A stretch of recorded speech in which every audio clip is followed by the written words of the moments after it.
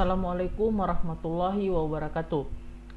Saya Muhammad Rifki Muafak dari kelas 3 ATKJ akan mempresentasikan judul yang saya angkat, yaitu optimasi fungsi keanggotaan Fuzzy Mamdani menggunakan algoritma genetika untuk penentuan penerima bidik misi Politeknik Negeri Ujung Pandang. Di bagian bab 1 pendahuluan terdapat latar belakang Undang-Undang Republik Indonesia Nomor 12 Tahun 2013 tentang Sistem Pendidikan Nasional Pemerintah untuk mewujudkan amanah undang-undang tersebut adalah pemberian bantuan dana kepada masyarakat untuk pendidikan tinggi, yaitu bantuan biaya pendidikan bidik misi.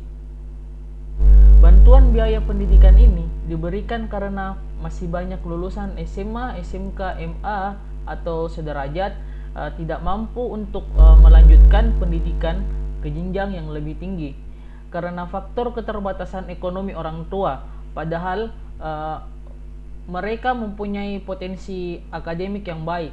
Kondisi ekonomi yang sulit menjadi sumber utama dalam pemerataan akses pendidikan tinggi.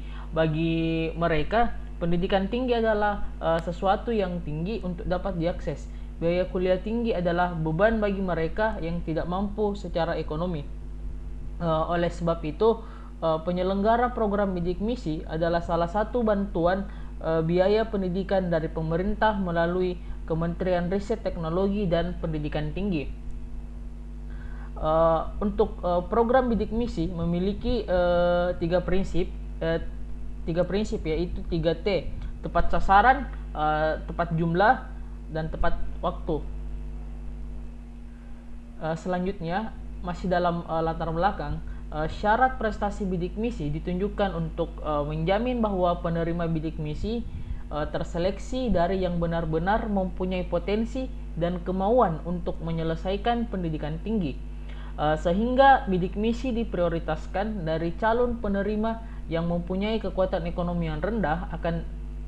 Namun proses penyeleksian beasiswa bidik misi pada Politeknik Negeri Ujung Pandang masih dilakukan secara manual dan terdapat masalah, salah satunya yaitu ketidaktepatan sasaran beasiswa yang diberikan kepada mahasiswa karena adanya unsur subjektivitas dan ketidakkonsistenan dari tim penilai.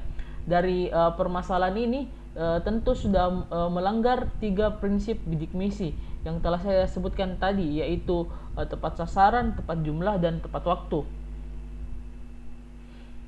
Kedua metode yang dipilih untuk menyelesaikan permasalahan tersebut yaitu metode Fuzzy Mamdani, bentuk model pendukung keputusan, di mana metode ini kita menggunakan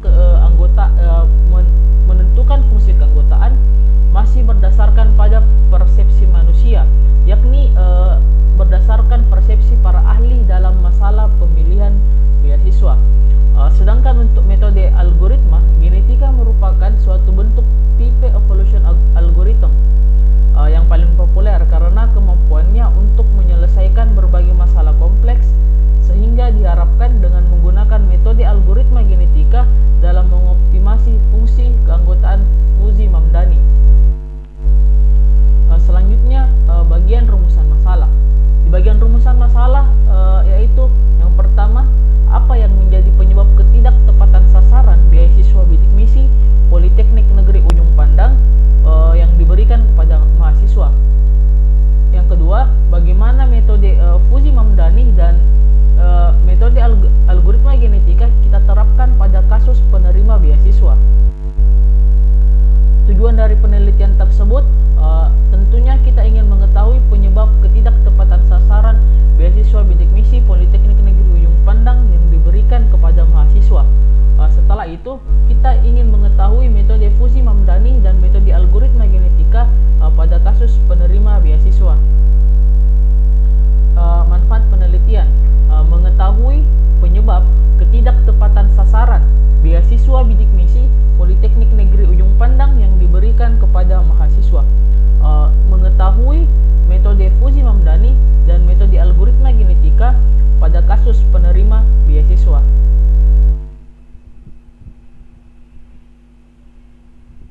Bagian bab 2, tinjauan pustaka bidik misi.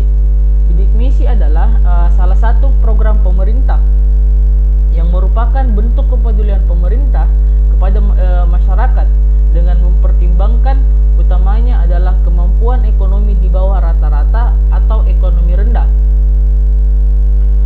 Hal ini dilaksanakan untuk mencapai tujuan, yaitu terwujudnya masyarakat dengan ekonomi terbatas namun tetap dapat mengakses pendidikan tinggi. Keseriusan perguruan tinggi dalam mengelola program bidik misi dapat terdistribusi dengan baik kepada mahasiswa penerima bidik misi. Dapat dilihat dari keseriusannya dalam memberdayakan mahasiswanya. Untuk program bidik misi mempunyai beberapa tujuan secara umum. Tujuan yang pertama untuk meningkatkan akses dan kesempatan belajar di perguruan tinggi bagi peserta didik yang tidak mampu secara ekonomi. Tujuan yang kedua, memberikan bantuan biaya pendidikan kepada calon mahasiswa yang memenuhi kriteria. Tujuan yang ketiga, meningkatkan prestasi mahasiswa baik dalam bidang kurikuler maupun ekstrakurikuler. Dan tujuan yang keempat, menjamin keberlangsungan studi mahasiswa sampai selesai dan tepat pada waktunya.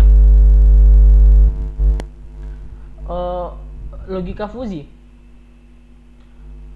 Logika Fuzzy adalah sistem kontrol pemecahan masalah yang cocok untuk kita implementasikan pada sistem, mulai dari sistem yang sederhana, sistem kecil, embedded system, jaringan PC, multi-channel dan workstation berbasis akuisisi data, dan sistem kontrol.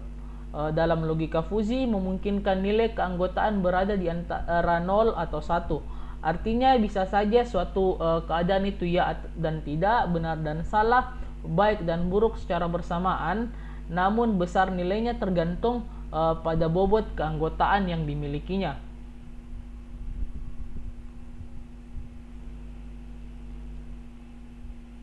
Selanjutnya pada metode Mamdani. Dalam metode Mamdani, output dari aturan Fuzzy ditentukan dengan operasi min. Selanjutnya output dari aturan Fuzzy diinterferensikan menggunakan operasi max.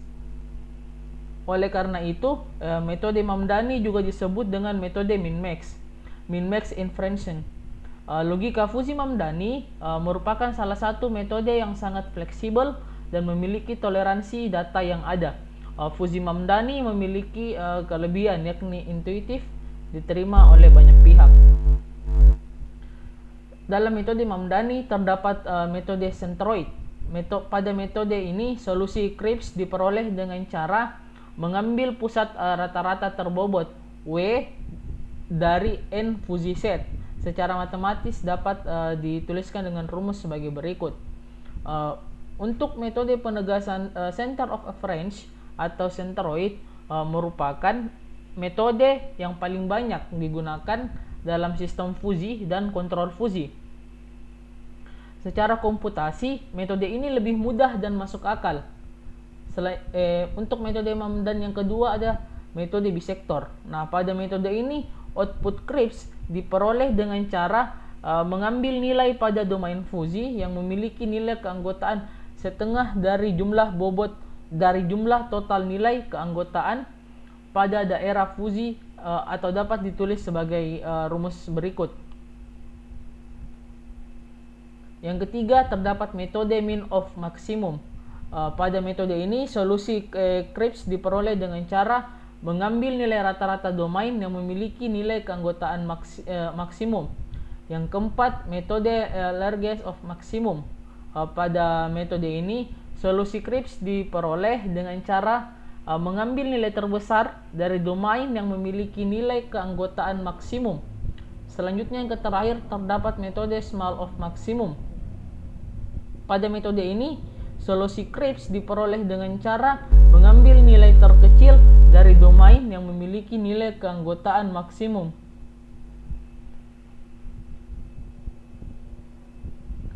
Selanjutnya pada algoritma genetika. Algoritma genetika merupakan tipe evolution algorithm. Algoritma genetika evolution algorithm merupakan algoritma genetika yang paling populer. Algoritma genetika ini berkembang seiring dengan perkembangan teknologi informasi. Karena pada algoritma genetika mampu menyelesaikan berbagai masalah yang kompleks. Algoritma ini banyak digunakan pada bidang fisika, biologi, ekonomi, sosiologi, dan lain-lain yang sering menghadapi masalah optimasi yang model matematikanya kompleks atau bahkan sulit untuk dibangun. Dalam algoritma genetika terdapat 6 komponen utama. Yang pertama ada teknik pengkodean. Pada teknik pengkodean merupakan suatu teknik bagaimana dari kromosom. Teknik ini merupakan teknik untuk menyatakan populasi awal sebagai calon solusi suatu masalah ke dalam suatu kromosom sebagai suatu kunci pokok masalah. Pada teknik pengkodean meliputi pengkodean gen dan kromosom.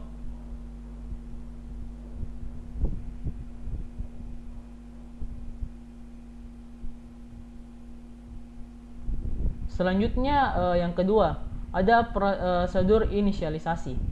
Untuk proses ini menghasilkan sejumlah individu secara random. Banyaknya populasi tergantung pada masalah yang akan diselesaikan dan jenis operator genetika yang akan diterapkan. Setelah jumlah populasi ditentukan, selanjutnya dilakukan inisialisasi terhadap kromosom yang ada di dalam populasi tersebut. Inisialisasi dilakukan secara acak dengan tepat memperhatikan domain solusi dan kendala permasalahan yang ada. Yang ketiga terdapat fungsi evaluasi. Individu dievaluasi berdasarkan fungsi tertentu sebagai ukuran kinerjanya. Individu dengan nilai fitness yang tinggi pada kromosomnya yang akan dipertahankan, sedangkan individu yang pada kromosomnya bernilai fitness yang rendah maka akan digantikan.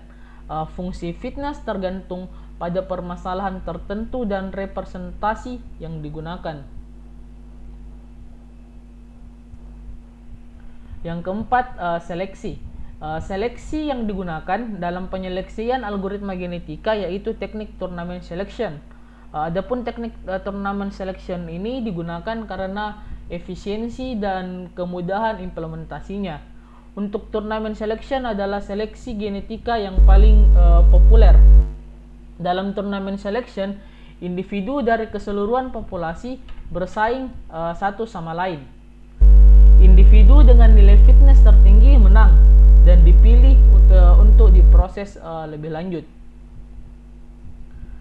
Selanjutnya yang kelima ada operator genetika, ada crossover. Crossover merupakan proses di dalam algoritma genetika yang bekerja untuk menggabungkan dua kromosom parent menjadi sebuah kromosom baru pada suatu waktu. Ada mutasi, merupakan proses untuk merubah salah satu atau lebih beberapa gen dari suatu kromosom. Nah, proses ini berfungsi untuk menggantikan gen yang hilang dari populasi akibat proses seleksi yang memungkinkan munculnya kembali gen yang tidak muncul pada inisialisasi populasi. Yang keenam ada parameter kontrol. Parameter kontrol terbagi menjadi dua, yaitu probabilitas crossover dan probabilitas mutasi. Untuk probabilitas crossover tersendiri yaitu probabilitas crossover yang mengendalikan operator crossover dalam setiap generasi dalam populasi. Dalam populasi yang mengalami crossover semakin ke dalam populasi. Apabila nilai probabilitas crossover terlalu besar, maka individu yang merupakan kandidat solusi terbaik memungkinkan akan dapat hilang lebih cepat pada generasi selanjutnya. Selanjutnya ada probabilitas mutasi. Untuk probabilitas mutasi akan mengendalikan operator mutasi pada setiap generasi dengan peluang mutasi digunakan lebih kecil daripada peluang crossover. Pada seleksi alam murni mutasi jarang sekali muncul, sehingga operator mutasi pada algoritma genetika tidak sering terjadi. Selanjutnya bab 3 untuk metode penelitian. Pada rancangan penelitian rancangan penelitian. Nah, rancangan penelitian adalah satu kesatuan rencana yang terinci serta spesifik mengenai cara untuk memperoleh, menganalisa, dan menginterpretasi. Dengan rancangan penelitian, seseorang peneliti mampu mengambil sikap dan keputusan yang tepat dalam mengatasi masalah penelitian. Rancangan penelitian yang pertama yang dilakukan yaitu melakukan pengumpulan data. Pengumpulan data merupakan langkah awal pada suatu penelitian. Data yang digunakan pada penelitian merupakan data penerima beasiswa Politeknik Negeri Ujung Pandang. Yang kedua, pengolahan awal. Pengolahan awal merupakan tahap untuk mempersiapkan data yang telah diperoleh dari tahap pengumpulan data yang akan digunakan pada tahap selanjutnya. Yang ketiga, ada eksperimen dan pengujian. Tahap ini akan membahas tahapan penelitian dan teknik pengujian yang akan digunakan. Selanjutnya ada evaluasi dan validasi penelitian. Tahap ini akan membahas hasil evaluasi dari eksperimen yang telah digunakan. Selanjutnya untuk pengumpulan data. Pendekatan yang digunakan dalam penelitian ini adalah penelitian kuantitatif. Penulis melakukan penelitian guna memperoleh data dan informasi yang akurat pada Politeknik Negeri Ujung Pandang. Populasi dalam penelitian ini dilakukan adalah seluruh mahasiswa yang terdaftar sebagai calon penerima beasiswa bidik misi di Politeknik Negeri Ujung Pandang dengan memperhatikan nilai IPK-nya, nilai IPK, penghasilan orang tua, tagihan listrik, pembayaran PBB, dan tanggungan orang tua. Yang terakhir ada metode yang diusulkan. Metode yang diusulkan terdapat langkah-langkah metode Fuzzi-Mamdani terdapat pada bagian sebagai berikut, yaitu masukkan nilai kriteria, fuzifikasi, lalu aturan, lalu terjadi inferensi atau pencarian nilai max dan min, lalu defusifikasi Mamdani. Langkah yang kedua yaitu langkah optimasi keanggotaan Fuzzi-Mamdani menggunakan algoritma genetika terdapat pada bagian sebagai berikut, yaitu melakukan populasi awal, lalu evaluasi fitness. Di sini evaluasi fitness ada seleksi individu. Pada seleksi individu ada reproduksi. Untuk reproduksi ada crossover dan mutasi. Lalu terjadi populasi baru. Melihat lagi kembali di evaluasi fitness. Di evaluasi fitness ada proses fuzifikasi. Ada juga proses defusifikasi, lalu inference Fuzzi. Selanjutnya yang ketiga ada metode evaluasi. Model yang dihasilkan dari metode Fuzzi-Mamdani dan metode Fuzzi-Mamdani yang dioptimalkan menggunakan algoritma genetika diuji menggunakan pengujian korelasi Range-Spearman. Mungkin sekian yang dapat saya sampaikan. Kurang dan lebihnya mohon dimaafkan. Wassalamualaikum warahmatullahi wabarakatuh.